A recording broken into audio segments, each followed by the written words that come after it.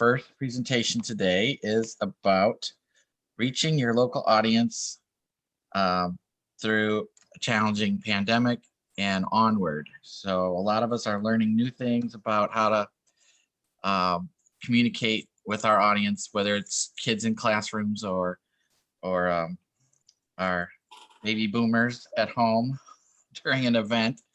So our first, we're going to have 3 people talk, and then we have time for questions at the end. So I'd like to, first we have listed here for Mike McMaster from Wood County, if he would like to. All right, here we go. I'm sharing my screen.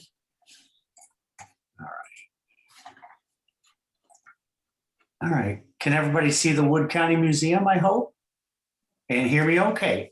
My name is Mike McMaster. I'm the education coordinator at the Wood County Museum. That building was the old county home. Today it is the county museum. I'll go through this rather quickly. Pre-pandemic programming. 2019, we did very little waiting to give tours. I was in the classroom an awful lot, and I'll share some numbers. In 2019, it was almost a record-breaking year.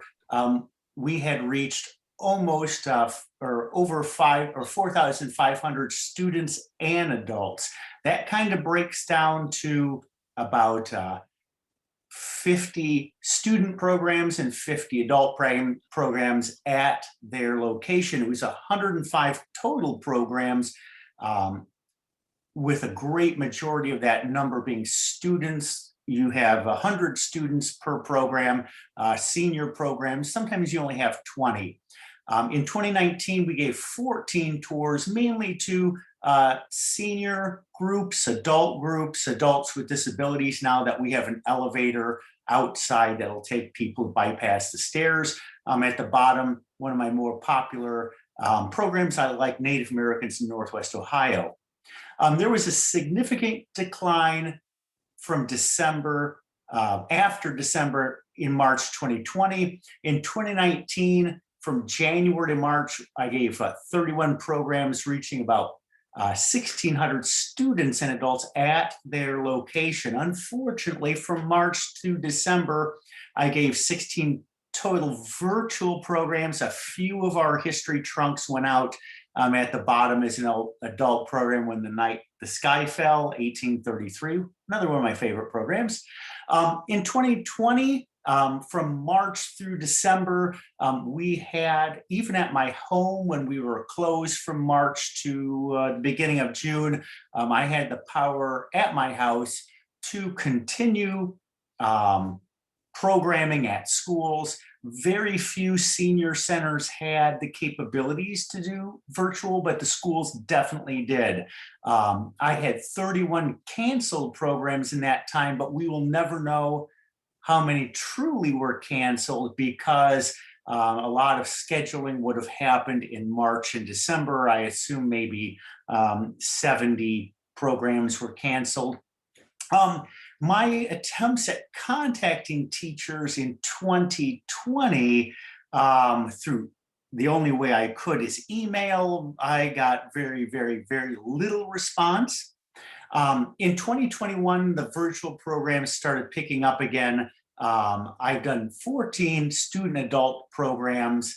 The Bowling Green Senior Center, Wood County Committee on the Aging has the capability to not only do virtual, but record them. Others like Wayne Senior Center in the basement of the Methodist Church do not have that capability. I also gave one in-person program at Bowling Green State University. A trunk went out, but in the same time period and before the pandemic, I had already done 34 total programs.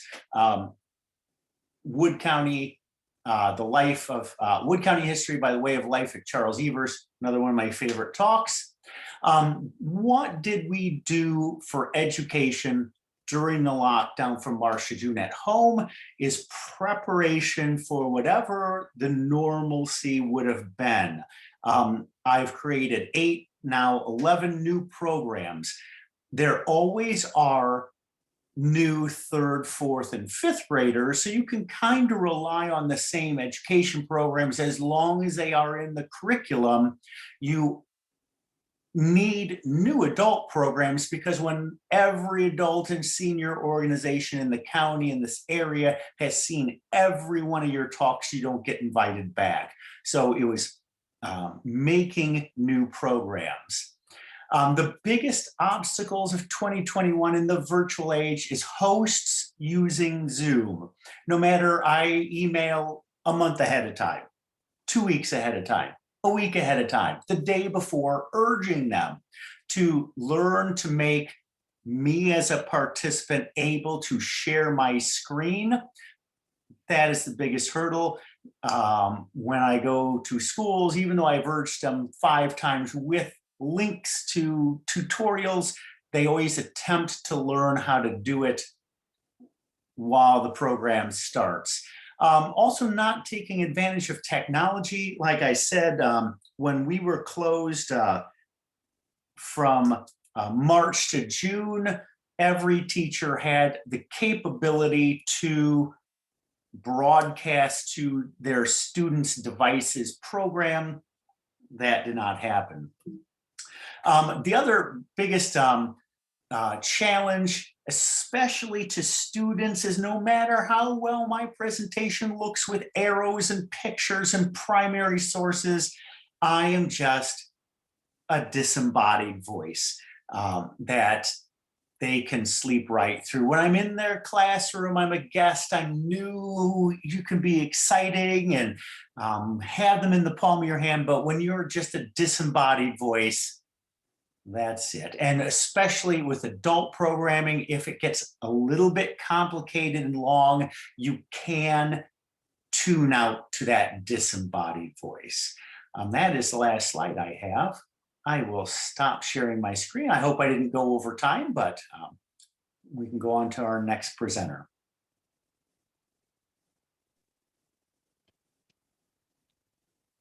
All right, can everybody hear me okay? Yep. So my name's Chris. I'm with the Armstrong Air and Space Museum. I'm looking to share my screen here real quick. Looks like I'm disabled on sharing my screen, but I'd be able to be enabled to do that. I think he needs to be made a co-host again. Yeah. You should be Thank good, you. Chris. All right, appreciate it. My board went out earlier, so just in case if it goes out again, apologies. I'll be able to get back to the meeting, but it might take me a minute. So I'm Chris Moynihan with Armstrong Air and Space Museum, and I'm going to go more into the curriculum aspect of the whole, I guess, overcoming those obstacles. And guys, I got to be honest with you. This technology that we have right now, the camera, the TV, the speakers in the ceilings, we did not have this at all last year with the Armstrong Air and Space Museum. We were flirting with the idea of maybe getting it, but we didn't quite yet have it on order or anything. And then all of a sudden it goes out with everything and what we had with the virus. And the thing is, when you're hearing in the news, you know, the news person get on saying, hey, you know, the virus cases in our county, well, they're at 6, 50, 100. Oh, I'm signing off, not feeling good. I don't mean to make light of the subject, but you know what? As those cases were going up, our program became inexistent. And what we used to have in the building, having kids going through on tours, being in the classroom, was no more. So we had a mess on our hands. And we had to figure out real fast how to reach those audiences again to come back from this thing stronger. And that's what we want to take an approach at doing. So basically, we looked at our curriculum and we said, well, who are we and how do we want to teach it? How do we want to relate to the groups? And basically, how does this work for your institutions as well versus just us? So first of all, something that we can maybe all relate to. What do I got on my screen there? Anybody know? Well, if you can read the title, you can probably see it. It's hamburger, and hamburger is a mess, right? Hamburger is just a complete mess, and it takes a skilled level 1 to 3 cook to maybe take that mess and turn it into some type of foundation. So whether it be you're using meat or using plant products, it's much like programs. Think of that in the same way. What's going into your program? How do you want to formulate your program? And how are you going to relate that to your audience to get their attention and get them to want to book your programming in the future? So these are the steps. Whoops, going to the wrong way there. There we go. So these are the steps that I look at. First of all, how can I be unique or be organized in my programming? Well, that goes without said with your institution, guys. Everybody knows history is a story well told. Your institution tells a story, and whether that story in our case be aerospace or maybe a story about Native American cultures, whatever it is, you have a story to tell. So that is how you are unique, and you are already experts on the area. So deep down, you guys already got step one covered. Well, you got to look at, and this one's the one that you want to put a big circle around, it's the communication tool. How are you going to communicate that to your audience to get them to make that sale and say, you know what, we want to book a program with this institution versus another group, or we want to come back. And here's the kicker. When we sat down as an education team, my team and I were talking, we're like, you know what makes us unique? We do hands-on learning. We do teaching to where we engage the audience. We put the students in the seat. They are the ones teaching the lesson to us. We do model for them and show them different lessons and materials and try to engage them in that way, but we still put them in the seat to make the decision. So basically, if you're familiar with inquiry-based teaching, that's what we do. And we do that for our tours as well. We question our audiences. We walk them through. We don't usually lecture.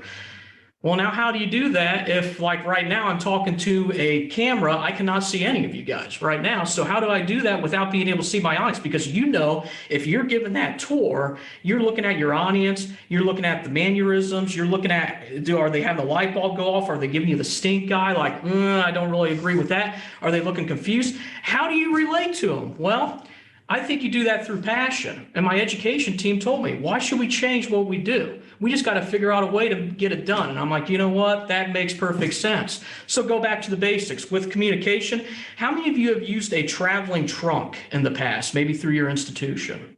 Anybody? Well, traveling trunks, here's the thing. They were a complete failure at our institution early on. We actually lost money on it. It wasn't really good, but we revamped that. We unburied that. I know they've been successful at other institutions, just didn't work for us. We took that and said, you know what? We can send them a lesson plan with the materials for up to 30 kids. We can still teach that lesson. And we'll talk with the teacher ahead of time when we're doing a technology talk to see what we have on camera, make sure everything works out for the tech aspect, but then we'll talk to them a little bit about the lesson. Hey, do you feel confident in this? And make them the co-teacher in the room looking for those mannerisms, helping us teach the kids that they have there. But then we just teach like we normally would. And we're very outgoing, more of actors in the room. You know, we don't try to put on the show, but that's where I think Bill Nye, but without that narration, we try to get more involved like that in our teaching. So that's really what we did. And then we just sell it. And guys, here's the thing. I look at that and say, does that mess look better overall? But here's the two questions you have to ask, because these are going to be the questions that they ask you. One, cost. You need to set a market for your programming that's going to be well. So the principal's like, yep, you can book that. Or the Scoutmaster says, yeah, we can go to that institution. But the big thing is being relevant. And I think you guys already know that. How are you relevant? And any education person that's worth their grain of salt can design curriculum that's based on relevant, because the standards are there, whether it's standards through schools, whether it's patches through Scouts or whatever, it's always there. So we can speak that same language. And that's what you really have to focus on too when trying to get that communication piece out, because you guys already have the passion. It's just getting out there. We're using a traveling trunk style similar to where we'll send them the program. We do the hands-on lesson. We advertise our programming too in a way that we're still being creative in the classroom, but we're taking the classroom and essentially just taking it to them is how we market it. But deep down, I would say don't change the programming that you do. Just make a few tweaks along the way and take your passion and just tweak that to make it to where you can talk to a camera and realize that you still have that audience of 30 or 100 people out there, but you're just not going to be able to read them until you talk with the teacher that's in that classroom as well, or that person on the other side. And that's what we did. So I'll field your questions at the end with the curriculum aspect. I can talk on and on all day about curriculum and different designs. My director, I think he's watching. He knows that part of me as well. But it's one of those that if you guys have specific questions, I'm sure my email will be on there too. Just shoot me an email. I'd be glad to help you out with it too. But I'll send it back to the group and our third speaker. But thank you for letting me present today, and I'll unshare my screen.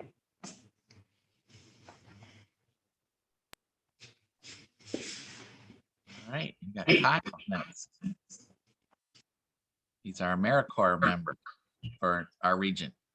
All right, let me, it'll be, we're gonna have to follow up that, so hopefully I can do my best to do so.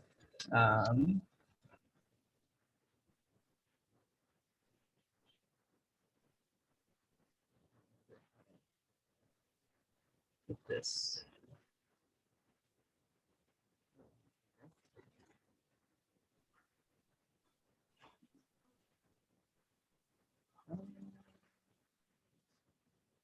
Oh, there we go.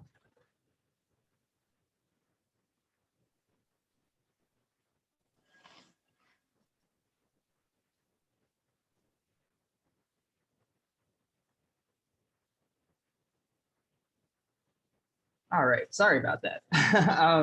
So my name is Kyle Driscoll. As John mentioned, I'm the Emeritor with the Fulton County History Museum. And so this is sort of our perspective on how we've gone about digital outreach and digital education through the pandemic. So a little bit more about me. This is a brief introduction. From Cleveland, Ohio originally. I graduated from Ohio University, Bachelor of Arts in History. It's always nice to have that certifications and specialization stuff to talk about. Prior to this, I worked in with a sustainable agriculture nonprofit in Southern Ohio before I joined the Ohio History Service Corps and came back up north. So bit of a different perspective, but I think that at least it maybe gave me a little bit of a different way of looking at this approach than I might have had otherwise. So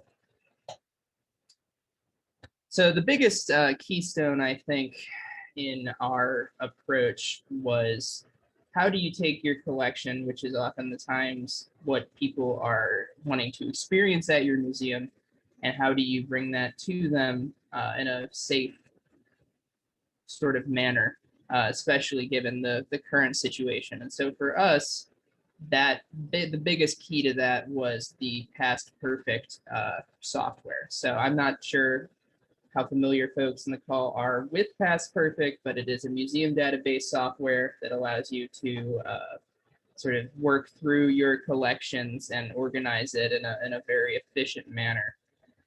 And I think, I had this perspective prior to learning about this process, where I had used Past Perfect when I was an intern in Southern Ohio, and I had just thought it was a static sort of software. It's something that you just have it on a disk, you install it into your computer, and that's it. Bada bing, bada boom, for lack of a better term.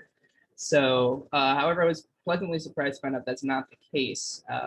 It is also something that can be changing in real time, especially through Past Perfect online software. And so to talk a little bit about the differences there, Past Perfect Online ultimately I feel like is the superior version, especially in what you would need for right now in a more virtual age, to quote an earlier slide that we had in the presentation.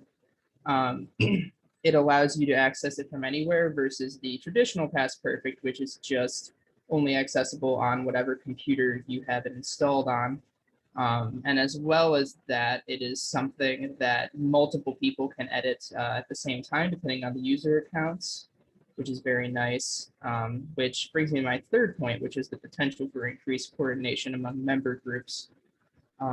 In Fulton County, we have a history alliance of multiple smaller historical societies and genealogy groups, and being able to get them all working on the same page with us as we sort of were able to unfold this was very important. And this was something that would not have been possible with just the traditional software. I mean, prior to this and prior to the pandemic, we had folks coming in and just, they'd have to come into Fulton County and talk about the what they wanted to put into the system, and they'd have to do it here. Some folks didn't have internet.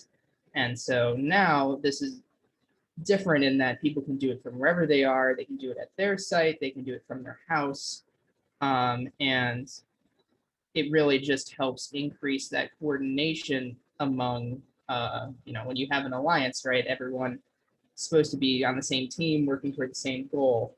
And so this definitely has helped sort of facilitate that in a way that we may not have had before this. And I guess a final note on the past perfect front is that in terms of digitizing your collection, the advantage here that we found was that not only is it easier for you to access and edit and manage, but in time, you're able to get the public more engaged. You have folks that may not be the type to want to come into the museum, especially with the virus, or maybe they are from the area originally, but they've since moved away. And now they can access that art collection, they can access that information from wherever they are. I think there's definitely just an advantage to that you may not have otherwise. All right, on to our next point here. So kind of keeping on the collections idea, what digital outreach has become incredibly important as this situation has unfolded.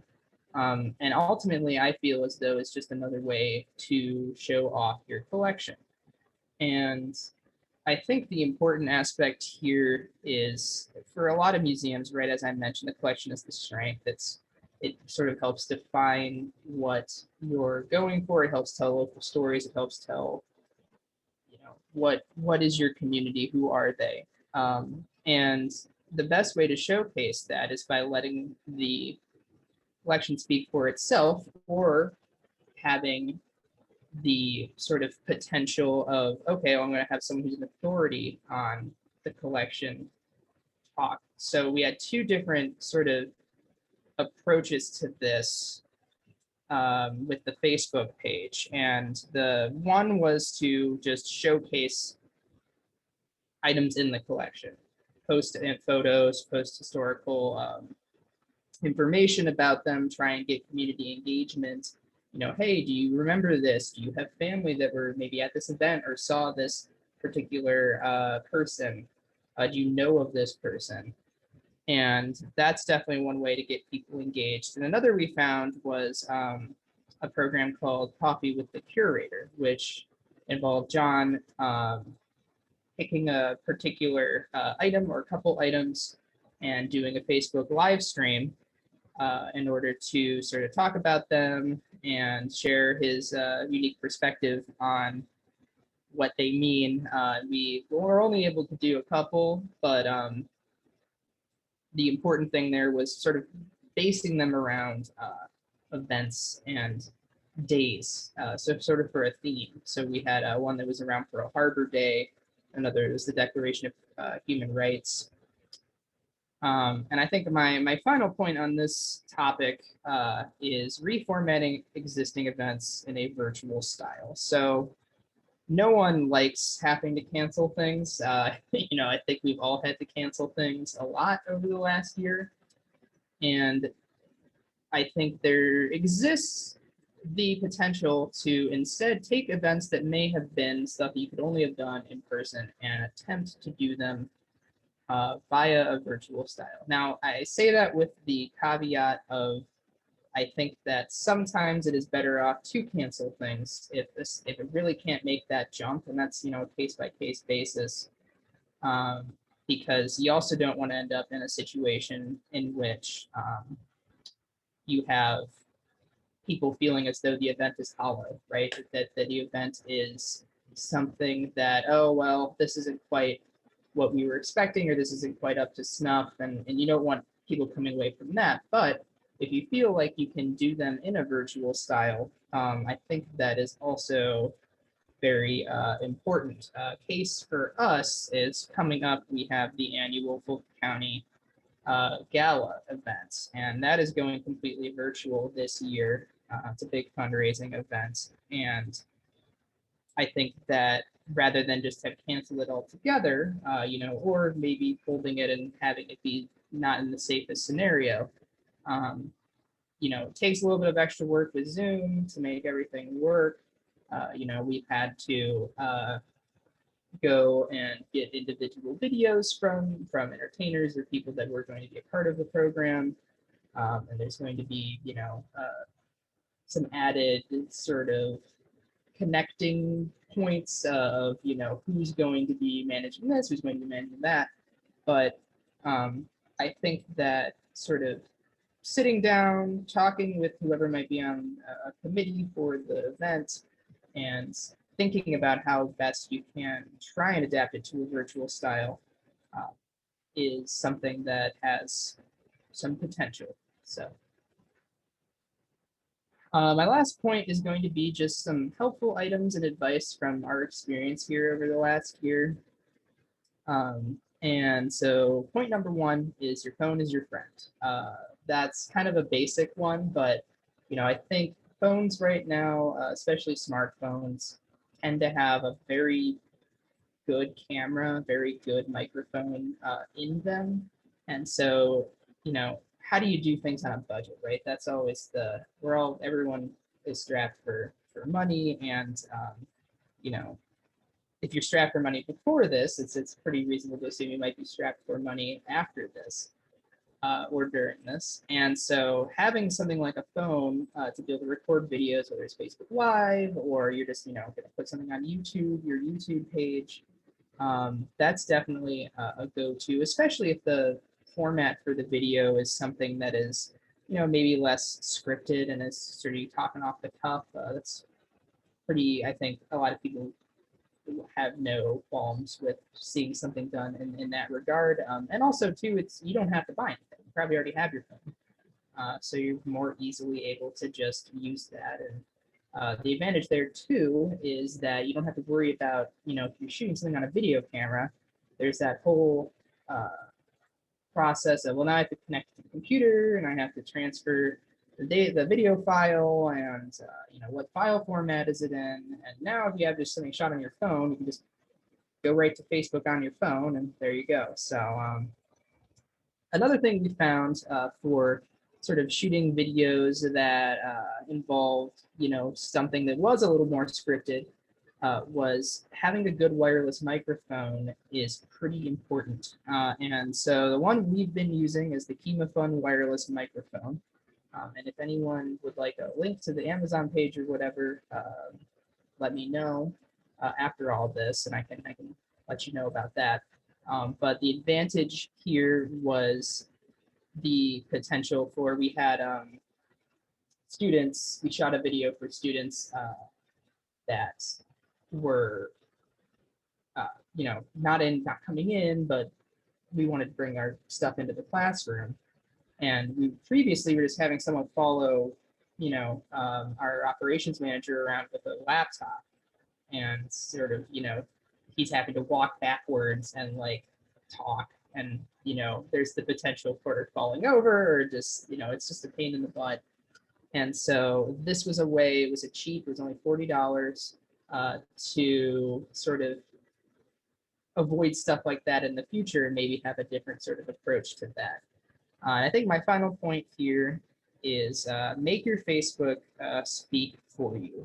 Facebook is still the most popular social media platform, and it is something that people are going to definitely want to engage with you on. And so having a good Facebook social media presence is very important. And that's something that I've sort of been helping the Heritage Alliance members in our network work on over the last year, is getting that sort of in a position where it might be a little bit better for them to be able to engage with an audience. And the ways about doing that is just, making sure you're posting regularly, having Facebook Live events that again, are either scripted like Copy the Curator, or maybe are even just like, hey, I'm live streaming, here's this cool thing I found, and odds are there's folks that'll be online that may just tune in anyway. And then, there you go. So That's about all I have, but thanks for listening, and I'm going to stop sharing.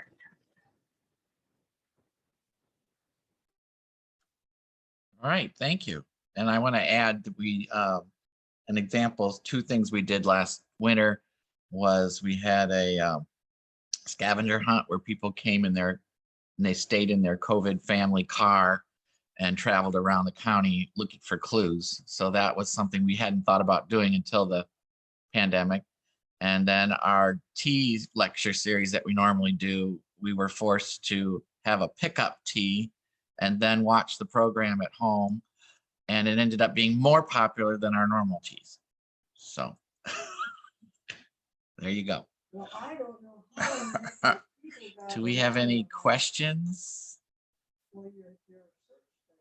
Let's see.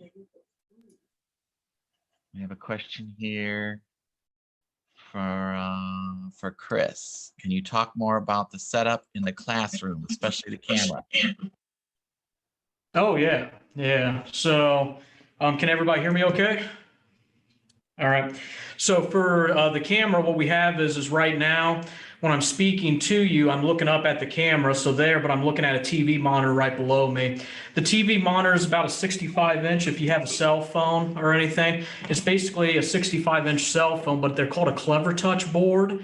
I like those because they're an interactive board, so I can bring up the internet. I can use it in the classroom, but it's a board that you can actually use for this as well through Zoom. And they're relatively cheap per board. You're looking at about $2,500 to $3,000 for the stand as well. So that's relatively cheap for educational technology. The camera above it is a Polycom camera. It's called an X50 camera. And it looks much like what you would have on a computer screen. So that little camera that you have at the top of your computer up there. It looks like that a little bit. However, it's really the Cadillac of cameras here, because not only does it have speakers in it, it also tracks me. So if you saw my camera moving back and forth, I have it on a tracker. So it picks up on my voice and it will track me. And that's actually the voice throughout my whole room. So if I'm talking, I got to move over here, I got to move over there, it will actually follow me and move where it hears the actual track. On my table down here, let me actually take that tracker off so I can control my camera. And that's where you'll probably see that the camera pans out a little bit. And then I can always put the tracker back on to pan in or to pan out. But right there, I'm basically panning in on myself. So this is if I have manual control, I can pan out. And then I can also lower my screen down to my table there. So if I had something specific like I'm showing, let's say I wanted to focus in not on myself there, but I want to focus in on something on my table like this, that would work. This thing actually, too, is something that it unfolds. This is a document camera. If you guys are familiar with the document cameras, they use them in the classroom. This is an Elmo one, but you can plug this into your computer. Let me pan out now so you can see me again. So it will plug into your computer. So when you share your screen, if I had my hand underneath it, or I had maybe a historical document underneath it, or an artifact that could go underneath the camera, it will show up on your screen and go to the students. So we have that. You can also plug in your computer as well to it. And then if you go through a company, they'll give you a digital pad. So that's actually what I work with here. A digital pad that basically looks like your screen that's on your computer there. And then I can work right from my desk. So essentially it becomes a one-person show versus have somebody off screen that's helping you out. But it is a lot, and that's where being an educator you have to look, because I'm looking at the camera. I have my screen in front of me here. I have the thumbnails with people down below. I have my computer over here, and then over here I have my camera. So it is a lot to manage when you're teaching a class, but you'll get used to it, or your education team, or even your exhibit person can get used to it if they're talking about it. But that's what we have for the basics set up for the whole system. And then you also need to get some type of technology. We use Zoom, but I would go for a paid account. You could just do a Zoom Pro, just something basic.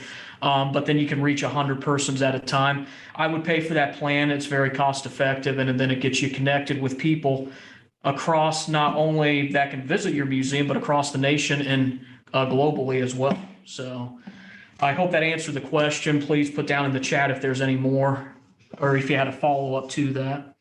But I'll kick it back to the regular team. Thank you.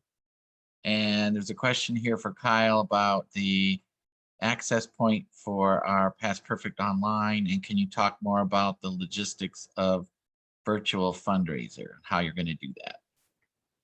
Right. So unfortunately, the access point for the Past Perfect Online isn't quite live yet for the public to view. We're still sort of working on finishing up the sort of what each member group wants to show to the public. And so we're hopefully going to have that live completely in a couple months. But the hope there being, of course, each group is going to take 100 artifacts, whether that's objects, archival materials, library materials, or photos that they think are particularly relevant or sort of, I don't want to say cool, but cool, to sort of bring in more attention to the thing.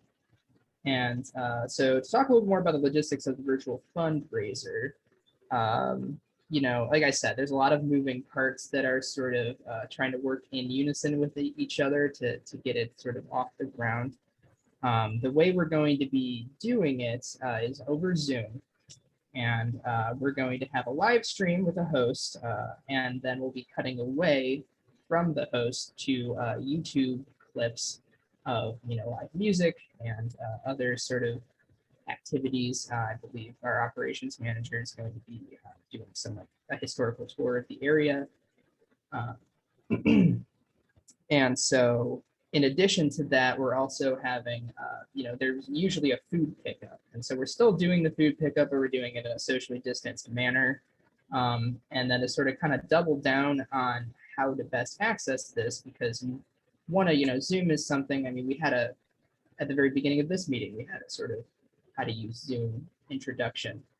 So there are a lot of folks who still aren't sure exactly how Zoom works or maybe aren't familiar, especially they might be a little bit older.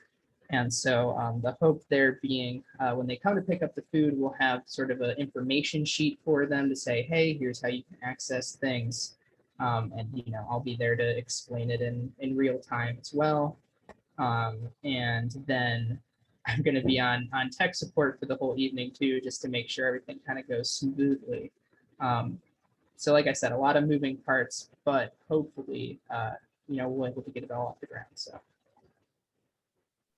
Yes, we're turning our lobby into a 1942 cantina for the day. So we'll be dressed up when they come to pick up their clothing. Yep. All right. And this is next Saturday. Scary, huh? Yeah, to pick up. All right. Any other questions? That was great.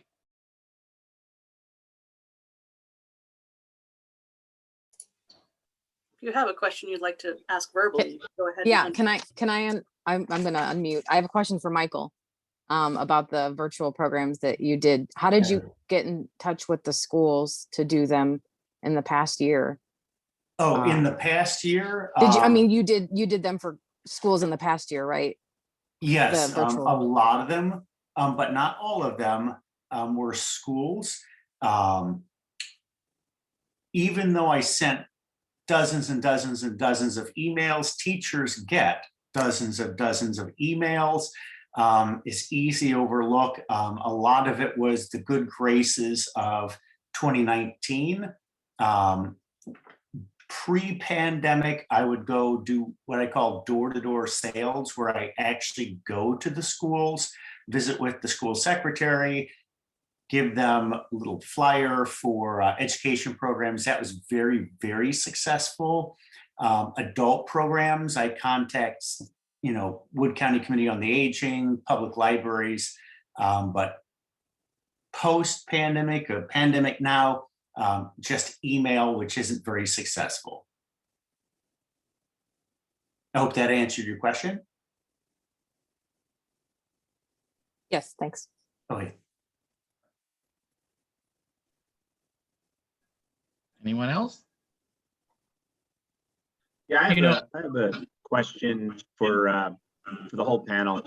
How, I guess I'm trying to figure out how to phrase this, but for a lot of organizations, the pandemic hit and you either converted live programs to virtual or created new virtual experiences. And now we're looking at, how do we do this after the pandemic? Are there any things that like you wouldn't have considered doing virtually before the pandemic that you're thinking of, hey, let's keep this program, or let's keep it this way, or things that are kind of going to stick after pandemic?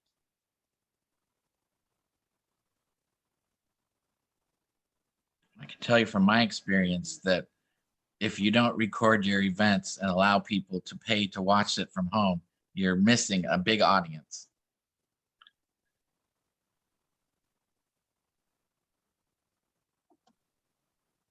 John, can I ask you about your payment that you had for programs? Because that's something that we have really struggled with, trying to figure out if we're, payment for things, because most of our programs we've been offering have been free, but we've had a couple of bigger ones, webinars and things that we had payment. So I just curious about how other people are doing payment.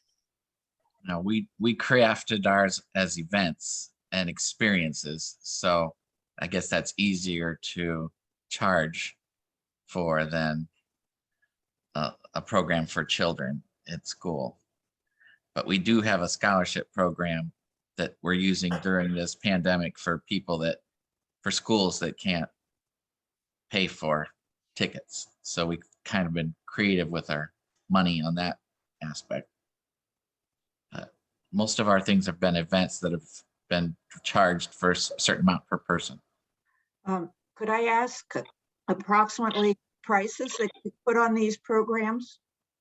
At the Wood County Museum, when we used to charge for programs, I do about $35 a year for adults and students. When we went to donation, I do about $40 a year. And little schools like Custer, St. Louis and Custer, that has about 50 total students, would give us $100. In Perrysburg, where I talked to 140 students, would give me nothing. So we went to totally free for adults and students, and it jumped from 40 programs a year to 120 a year. And it all depends on what you want. The pennies that came in, or reaching 4,600 students and adults, and we chose that. What were your charges when you It was like 50 cents a student, quarter a student, and you would do nothing. 35 maybe, and half of those would be adult programs. So really you'd only maybe do 15 schools. And it was always the little schools, St. Aloysius, St. Louis and Custer, they would pay, but big Perrysburg, Bowling Green, you would never get into them. And the education programs are not tour or artifact based, they are curriculum based for students. And what about the other two speakers? From the Armstrong Air and Space Museum, we put on an hour program, and they got an array of 9 programs to pick from. It's about $200 that we'll charge for the hour program, but we'll work with up to 30 kids. And that includes the shipping costs. We pay for that, to where we ship them materials for 30 students that they can work with. So as an example, let's say the programs, one of our programs is called Mission Nutrition. So they learn about My Plate, they learn about eating healthy, but then they learn about what astronauts have to do. So we'll send them the food that they can be eating, but also we'll send them the example activity sheets that they would be using as well with the lesson plan. And then we teach it for that hour, but it's $200 for that. If they want to have more people, we're not opposed to that, but we just then factor up the materials cost charge and the shipping, which amounts to about $3.50 per kid in addition to. I do have some that want to quote more, like over 100 kids, and then it's a special quote and we work out a deal with them.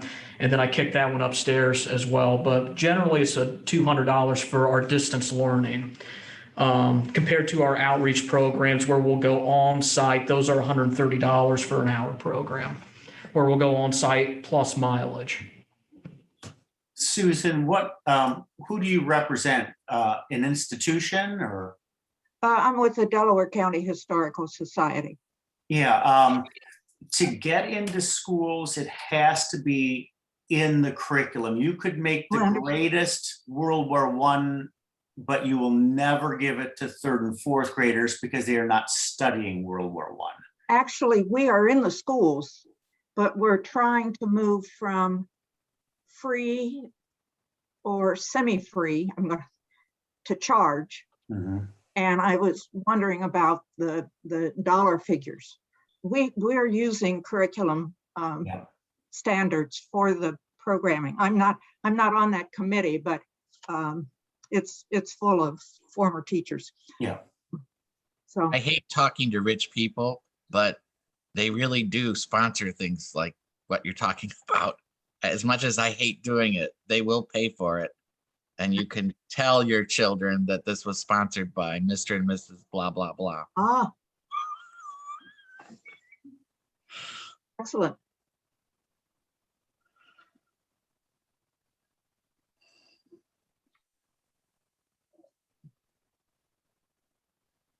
All right, we're right on time. It's good. All right, if we have no other questions at this point, we're about 5 minutes early for our break. So I am going to move up our 15-minute break, and we will come back at 10 after 10. So we will see you back here in 15 minutes. I would thank you to all of our presenters for coming. It was a great presentation. We really appreciate it.